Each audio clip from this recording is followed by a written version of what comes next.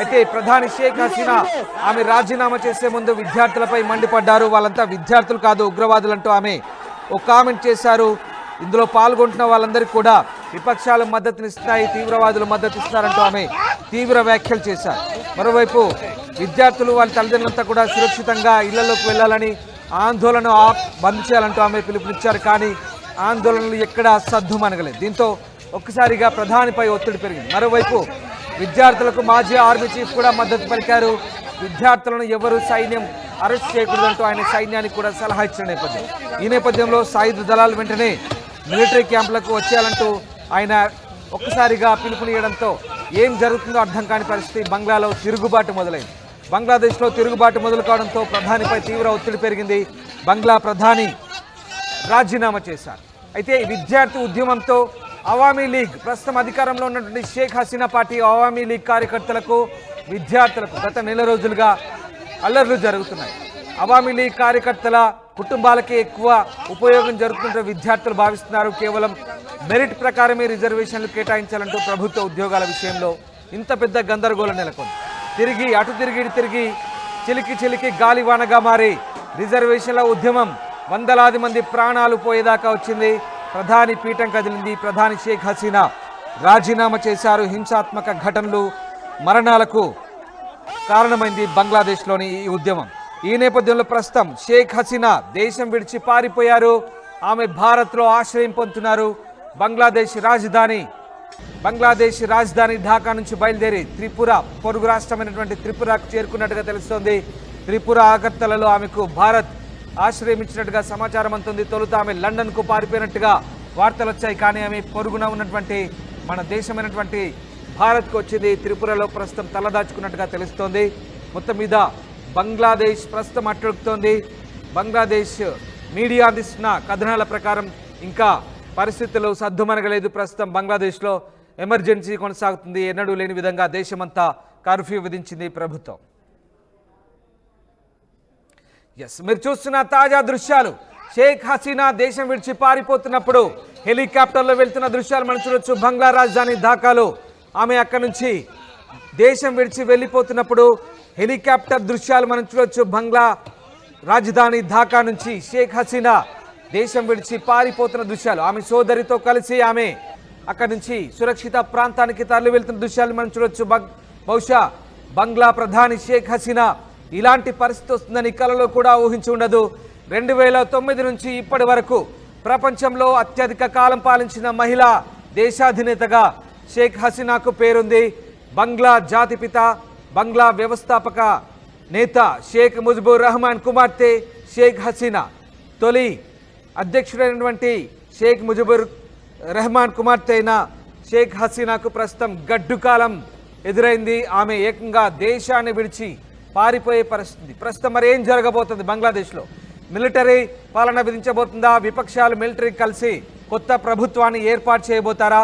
బంగ్లాదేశ్లో అస్థిర పరిస్థితుల్లో అశాంతి నెలకొన్న ప్రస్తుత పరిస్థితుల్లో ఎవరు ప్రభుత్వాన్ని ఏలబోతున్నారు, దేశాన్ని ఎవరు పాలించబోతున్నారని మాత్రం ప్రశ్నార్థకంగా మారుతుంది.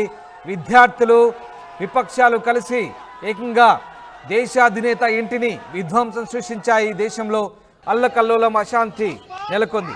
ఇంతటి పరిస్థితి బంగ్లాదేశ్లో వస్తుందని ఎవరు కలలో కూడా ఊహించలేదు. పొరుగు దేశమైన బంగ్లాదేశ్లో ఇలాంటి అశాంతి నెలకొంటుందని భారత్ కూడా ముందే పసిగట్టింది. అందుకు సంబంధించినటువంటి అలర్ట్స్ కూడా ప్రస్తుతం భారతదేశ పౌరులకు కూడా బంగ్లాదేశ్లో హెచ్చరిస్తున్న పరిస్థితి.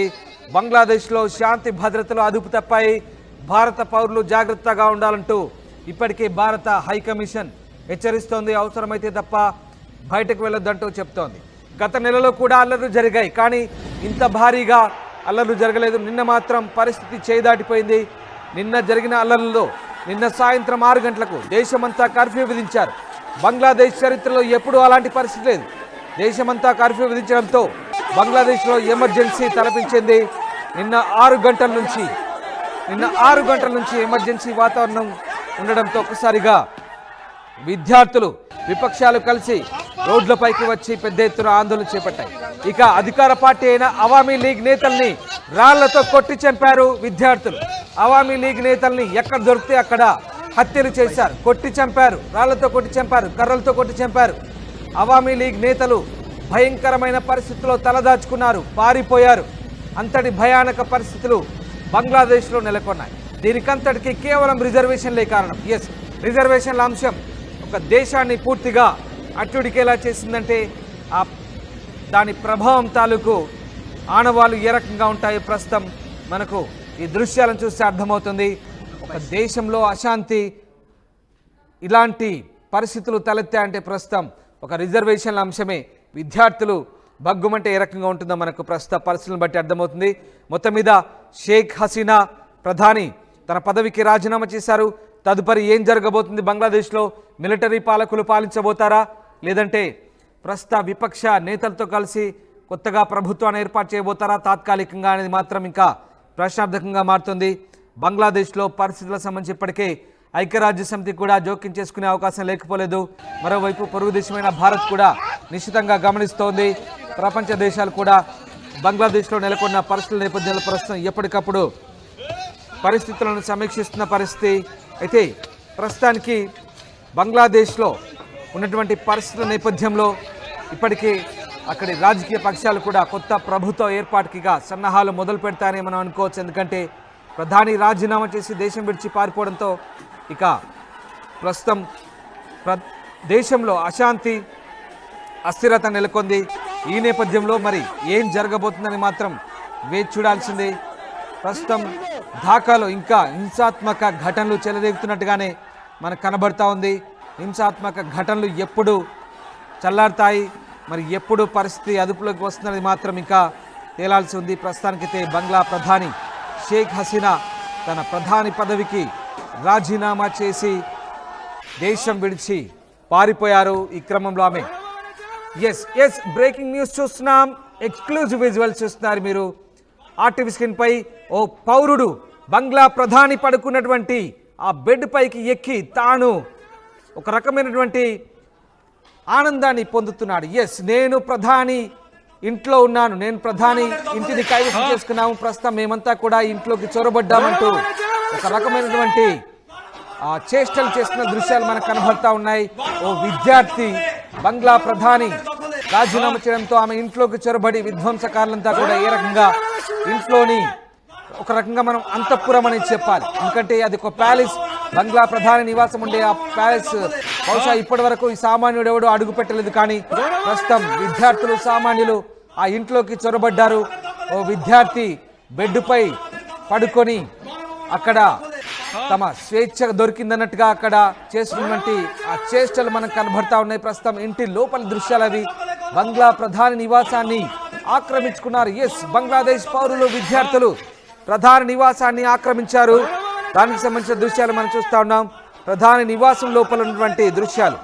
బహుశా 2009 నుంచి నిరాటంకంగా పాలిస్తున్న షేక్ హసీనాకు ఇలాంటి దుర్భర పరిస్థితి వస్తుందని కలలో కూడా ఊహించలేని పరిస్థితి. ప్రస్తుతం షేక్ హసీనా ఇంట్లో ఎలాంటి పరిస్థితులు మనం ఒకసారి ఆ దృశ్యాలు చూస్తే అర్థమవుతాయి. షేక్ హసీనా ఇంట్లోకి సామాన్యులు చొరబడ్డారు. ఎస్, ఆ దృశ్యాలు మనం చూస్తున్నాం. సామాన్యులు చొరబడ్డారు, ఆందోళనకారులు చొరబడ్డారు, విధ్వంసకారులు చొరబడ్డారు.